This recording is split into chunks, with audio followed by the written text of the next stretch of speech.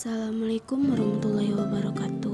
Perkenalkan, nama saya Anissa Nurfadia, BP 17, kelas Psikologi A. Di sini saya akan menjelaskan tentang distribusi frekuensi, yang mana distribusi frekuensi adalah pengelompokan data yang dilakukan cara mendistribusikan data dalam kelas atau selang dan menetapkan banyaknya nilai termasuk dalam setiap kelas.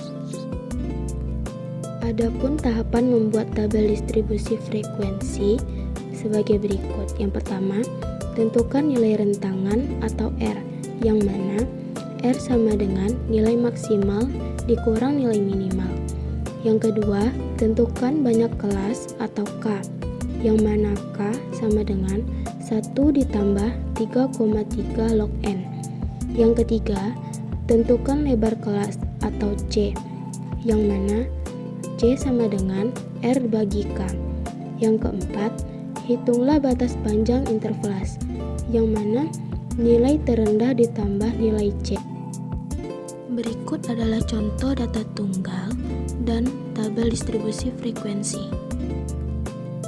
Untuk dapat menyelesaikan tabel distribusi frekuensi tersebut, maka kita harus mencari nilai R, K, dan C terlebih dahulu.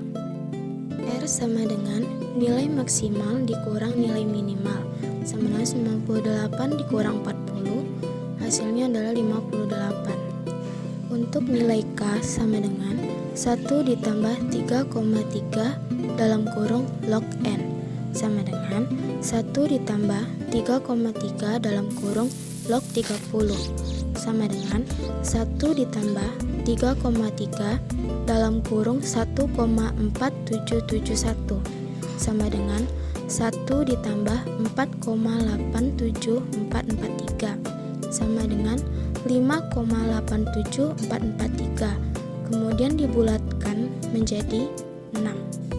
Sedangkan untuk nilai C sama dengan R dibagi K, sama dengan 58 dibagi 5,87443, sama dengan 9,873, yang mana dibulatkan menjadi 10.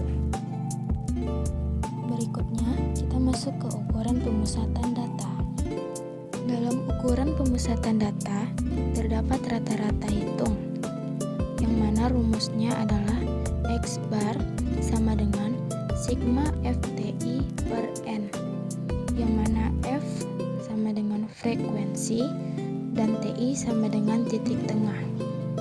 Dari tabel distribusi frekuensi di atas dapat kita lihat, untuk mencari rata-rata hitung, kita harus mencari TI dan FTI terlebih dahulu untuk mendapatkan sigma FTI per N, yang dimana TI itu kita dapat dari nilai interval.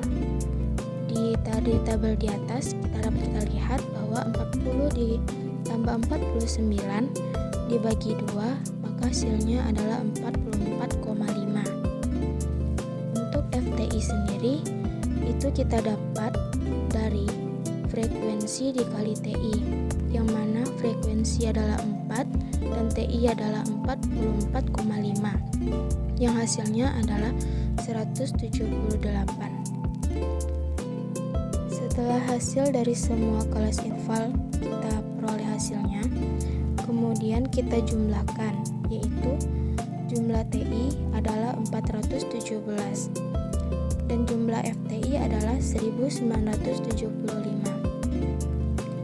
Selanjutnya kita masukkan ke dalam rumus rata-rata hitung, yang dimana sigma FTI per N sama dengan 1975 per 30, dan hasilnya adalah 65,83. Maka rata-rata hitung yang diperoleh adalah 65,83. Selanjutnya yaitu modus, nilai dari beberapa data yang mempunyai frekuensi yang tertinggi atau nilai yang paling sering muncul dalam suatu kelompok data-data. Rumus modus yaitu LO ditambah C dalam kurung B1 per B1 ditambah B2 tutup kurung, yang mana LO sama dengan batas bawah kelas modus yaitu kelas dengan frekuensi terbanyak. C sama dengan panjang kelas modus. B1 sama dengan selisih frekuensi kelas modus dengan frekuensi kelas sebelumnya. B2 sama dengan selisih frekuensi kelas modus dengan frekuensi kelas sesudahnya.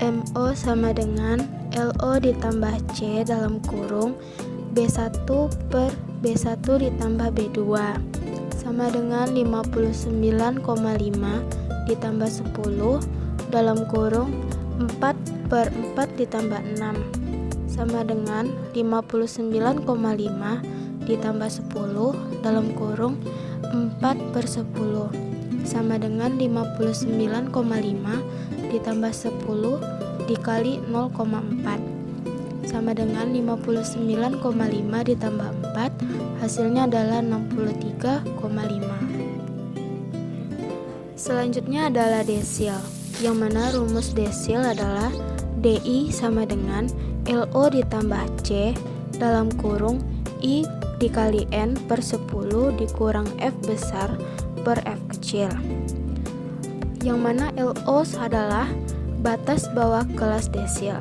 sedangkan C adalah lebar kelas, F besar adalah jumlah seluruh kelas sebelum desil, F kecil adalah frekuensi kelas desil, dan I adalah nilai ke. Untuk menentukan kelas desil, yang pertama adalah tentukan dulu nilai kelas desil atau tergantung soal. Misalnya, tentukan nilai kelas desil 5 atau D5, yang dimana D5 sama dengan 5 per 100 dikali N. Berikut adalah contoh pengerjaan desil, yang dimana tentukan nilai kelas desil ke-7. D7 sama dengan 7 per 10 dikali 30 sama dengan 210 per 10 dan hasilnya adalah 21. DI sama dengan LO ditambah C dalam kurung I dikali N per 10 dikurang F besar per F kecil.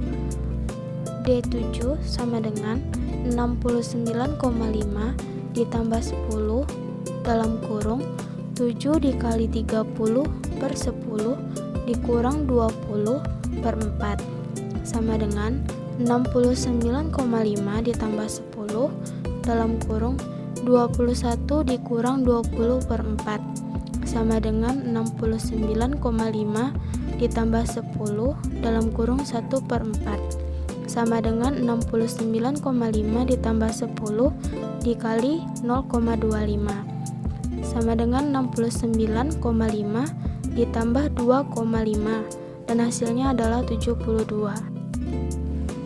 Selanjutnya adalah simpangan rata. Simpangan rata-rata disingkat dengan jumlah nilai mutlak dari selisih semua nilai dengan nilai rata-rata dibagi banyaknya data. Rumus dari simpangan rata adalah SR sama dengan sigma F dikali X per sigma F, dan X sama dengan XI dikurang X bar. Dari berdasarkan tabel distribusi frekuensi di atas, simpangan rata yang didapat adalah SR sama dengan sigma Fx per sigma F sama dengan 333,3 per 30, hasilnya adalah 11,11.